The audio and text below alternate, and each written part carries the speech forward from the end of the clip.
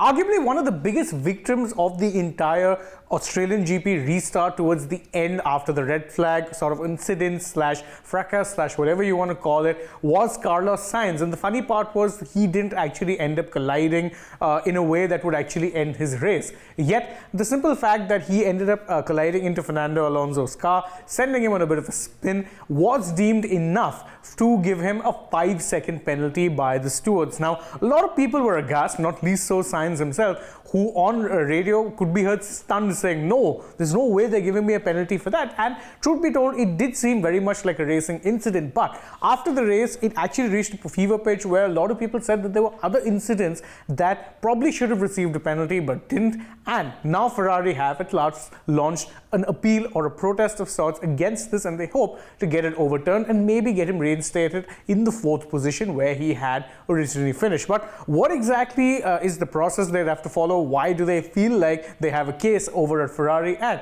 does this rather uncomfortably shine another light once again on the fact that stewarding decisions are inconsistent and taking away too much time sometimes, or sometimes taking too little time, and that most importantly they're not being correct? That's what we're going to look at in this video. So without further ado, let's just check out what all has been happening. Now, first off, Ferrari appealed because according to them, they saw it as a case of inconsistency by the stewards that these two crashes which are mentioned below on your screen were not penalized in any way. Williams driver Logan Sargent ended up taking off Nick De Vries after clattering into him at the back. And then you had the really famous incident between Alpine teammates Esteban Ocon and Pierre Gasly, where Gasly ended up coming back onto the racing line and then ended up taking out his teammate and himself. There was nothing given for that either. And the funny part was that was something where it was pretty clearly evident Gasly was at fault.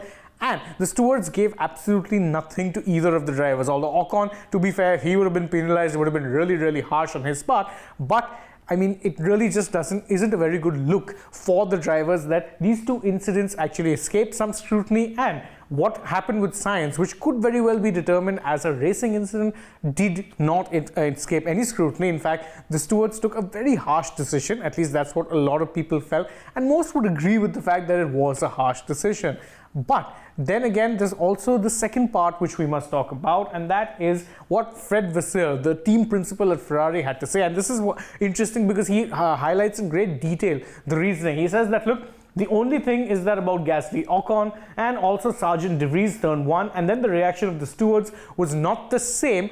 He's talking, of course, about when compared to the reaction that was there for Sainz's incident. For the good of the sport, to avoid this kind of decision when you have 3 cases at the same corner and not the same decision, and it's hard to actually argue with his point because, to be fair, if Sainz's infraction, let's say, was big enough to deserve a 5-second penalty, then Sargent should have also gotten a penalty. Pierre Gasly should definitely have gotten a penalty, and in Gasly's case, he may well even have had to set out a race ban due to the number of demerit points that he's picked up. But as Vasseur correctly points out, wasn't really the case of the crime fitting the time, at least for the other drivers. And this does rather unfortunately shine the spotlight on the kind of stewarding decisions that have been taken recently. Because remember, before this, you had the Saudi Arabian Grand Prix where Fernando Alonso, finished on the podium.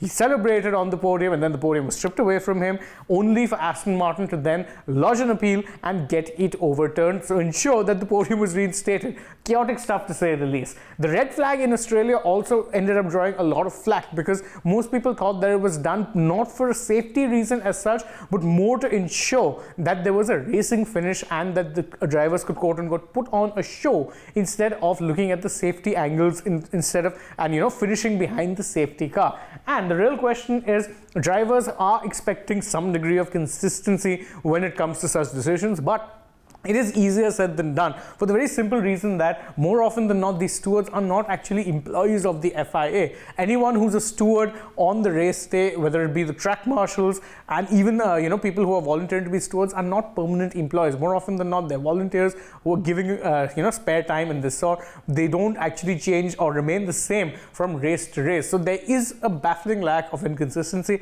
and maybe it's time for the FIA and Formula 1 to do something about it, because as Fred Vasseur put it it is very much distracting from the sport. And as things stand, Sainz could very well have his fourth place reinstated soon enough, but even if he doesn't, it just shows what levels we're reaching, where every sort of decision needs to be looked at and reanalyzed multiple times, rather than there being a streamlined process to ensure that the right decisions are more often than not made. F1, for its sake, really needs to hope that they can get that right soon enough. Otherwise, the driver complaints as well as those from fans are just going to increase.